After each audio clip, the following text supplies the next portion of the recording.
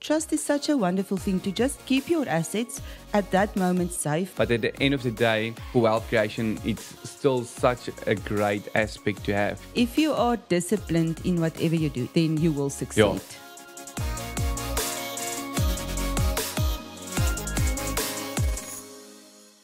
Hey guys, welcome back to another episode of the Bizing Podcast. And the Bizing app, your number one app for business intelligence. Entrepreneurs, go out and reach this app and follow and like our social media platforms. Alta, great having you here. And now we're going to speak about your specialities, which I'm very excited about. So I want you to give me a lot of wisdom now. So explain to us a little bit about trust, right? Why do you love them? What's good about them? What's bad about them? So again, thank you for having me. And I hope I can share some wisdom. Maybe people out there know a lot more of trust as me. But anyway, let's see, than me. So I want to start off with a phrase. Honore is a academic writer, and he knows a lot of things about trusts and whatever. And I love this, and I've printed it out, so I want to. So he says, the trust is now a vibrant and authentic institution of modern South African law, for which the courts have devised distinctively South African rules and principles, and for which new uses are constantly being devised. And if you can, snap that, then you will know what the trust is actually for. Yeah. So trust is there to use to assist or aid in a specific problem that your clients have, and if we can understand that, then that you will understand why I love trust, because it can sort out a lot of problems, business, family, financial, what you name it. A trust can help with that. Definitely. But I think, especially with the trust, and I mean, as an accountant, we see with SARS, it's getting very difficult, there's constantly new updates with the trust, and they're making it difficult for people to use it as a tax-saving vehicle and everything. But I think especially, I'm speaking to a lot of people, and I'm saying a trust is not necessarily only a tax benefit, and it shouldn't just be seen as a tax benefit. So if we speak a little bit more about the generational wealth that can be generated through a trust, how does a trust do that for us? So first of all, a trust at first, it will protect your assets to be there for the generations. Yes. Because normally all of us, take chances during your the time in your life when you are actively doing business and so on. So if you're a business person, or even just an individual earning a salary, a trust is such a wonderful thing to just keep your assets at that moment safe from divorce, from insolvency, from risks that you take. And my golden rule, and there is instances where a trust can accumulate debt, like a bond or something on a property. But normally, I like a trust to be clean. There mustn't be any debt in there, for the sole reason you want to protect these assets.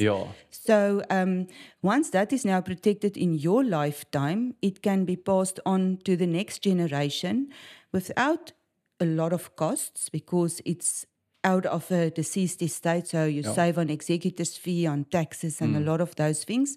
And then it's saved or goes on to the next generation, and then the next generation. And that's where generational wealth comes in. That's great. So let us understand, so for maybe the people that doesn't know, ownership of trust. Because, I mean, now you're saying we should separate our assets, right, from a trust and from our business and from our personal. So who owns the trust? So a trust is managed by trustees. So there's not really an owner of a trust. To come back to what Honore says, it's constantly being used for new users. And remember, it's a notion. It's not an entity. It's a notion. So it's not owned by anyone. But what you do own in a trust is a benefit. That's great. And I think that's important to highlight that, right? Because I think a lot of people, it's like, okay, but now I'm a shareholder of a trust. You can't be a shareholder of a trust, right? No. But you can gain benefits out of that. Yes. So in a trust, you get trustees and then you get beneficiaries. Like, what is the difference between the two? In layman's terms, how I try to explain it to my clients is that the trustees is the managers of that trust. They are appointed normally by the founder who trust them. Sometimes it can also be the founder. And they manage the trust according to the rules that's in the Trust Property Act, according to the rules that's in your trust deed that tells or direct them what they can and cannot do. And then the beneficiaries are the individuals or other trusts or companies that are they have the benefit of that trust. So that benefit are directed to them, and whenever the trustees make a decision to share that benefit, then they will get certain. I've been using benefits now a lot.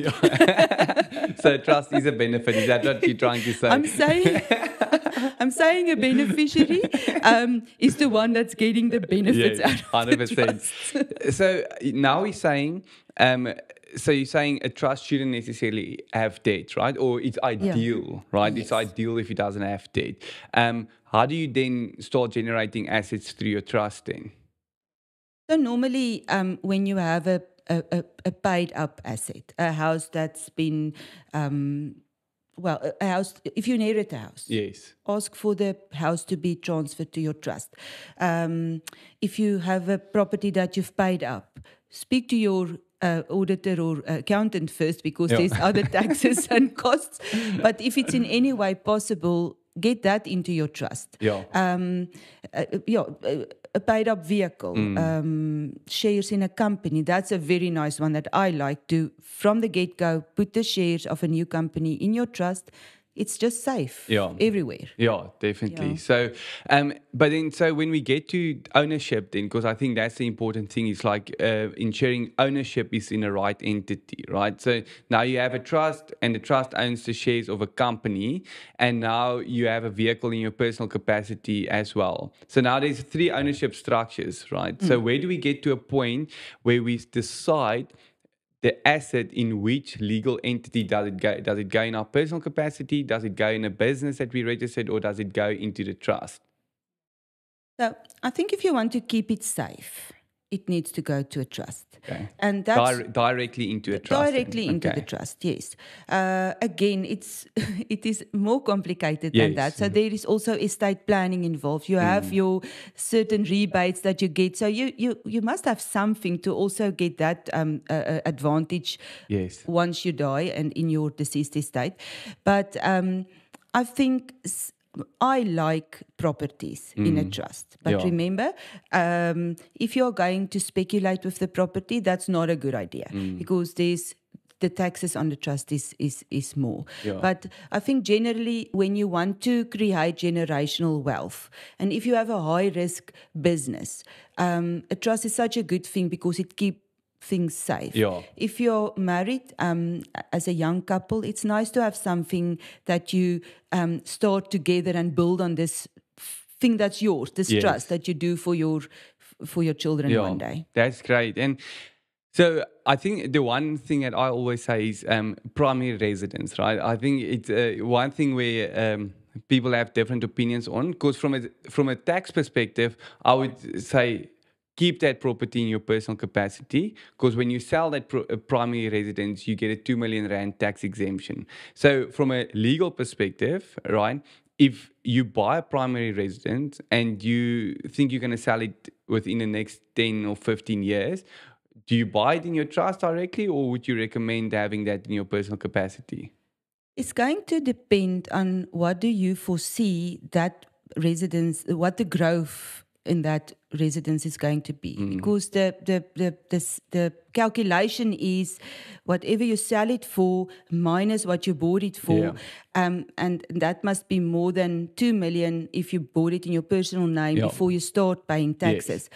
But if you bought it in a trust and it also grew 2 million, and you you sell it, then there's the calculation at the end of the day. It is true. There's going to be more taxes being paid on having it in a trust, and you sold it. But you have to go and weigh up at the current moment in your life, how risk is this? Do I have the risk of losing this property through my dealings in life in this 15 years? So everything costs money. Definitely. And you can save 2 million, but you can't save 2 million rebate. It's not 2 million that you save. You can't save on a 2 million rebate if you lost it somewhere along the way. That's true. And I think that, like you stated, I mean, just the planning around that is so important. When you register a trust or, start your own company and everything, I think it's important to speak to Alta Roos or to speak to their accountant and everything, because there's a lot of cost involved in that as well with the trust, right? There's that administration, it's like you're saying, an independent trustee that now needs to come on and everything like that. So it's important to take that all into consideration. But at the end of the day, for wealth creation, it's still such a great aspect to have. So if we touch then on deceased estates, right? And one of the important aspects of a trust is that you're probably not going to pay estate duty on those assets that's in the trust. Let's maybe first touch on how important it is to have a will. Actually, isn't a will actually the in Afrikaans it's the brondocument. What's it in English? The starting document of this whole. I would like to have the great English, the nice English word of that now. But anyway, that is absolutely the starting point, the point of departure of your whole estate planning. And I like to propagate that one must leave loving order, and this is the point of departure of leaving this loving order, and that is having a will. And then if you have that thing in place, you will in there have an idea, or at that stage direct what must happen to your assets. And if it is that your children must inherit it, I would then, and that's an easy and a cheap way, if in your lifetime it's too costly to move your assets now from your name to your children's, it's a good starting point for this building of generational wealth to then bequeath it to a trust where your children is the beneficiaries, and then from there the generations continue with the thing out of your personal name into a trust, and it can just go on and on and on. Yeah, that's so great. So maybe just if we touch on, I know there's a lot of aspects to it, but if you die without a valid will, right, what's the implications of that? Well, the big thing is if you die without a valid will, there's the interstate law of succession directs how your assets are divided. So it's not your voice, it's the government that says how it must go. Sure. Luckily, it does say children, it keeps it close to the family. For me, a big thing. So luckily in the interstate law of succession, it does, if you didn't have a will, your children or your wife will inherit. Where the difficulty comes in is you didn't appoint an executor. So now your estate must be reported intestate, and surety must be given for whoever is the executor. That's cost and time-wise, it takes long. And when you have small children, and say for instance, you and your wife died together, who's going to look? Who is going to inherit your children? Yeah, sure. For me, that is a very real reason why you need to get a will. Definitely. So just before we finish, do you have one tip that you always give your clients that they must do when it comes to trust and deceased estates? Yeah, definitely. Discipline. Sure. If you are disciplined in whatever you do, if you have a trust, get the right people, have the administration in order. If there's discipline really in everything that you do in life, then you will succeed. Yeah, that's amazing. Thanks for sharing that and thanks for being here. Guys, You're don't welcome. let it scare you when you speak about estate planning and trust. It's so important to get that right. Thank you for joining this Buzzing podcast episode. Looking forward to having Rainier Brains on next. Thank you for having me.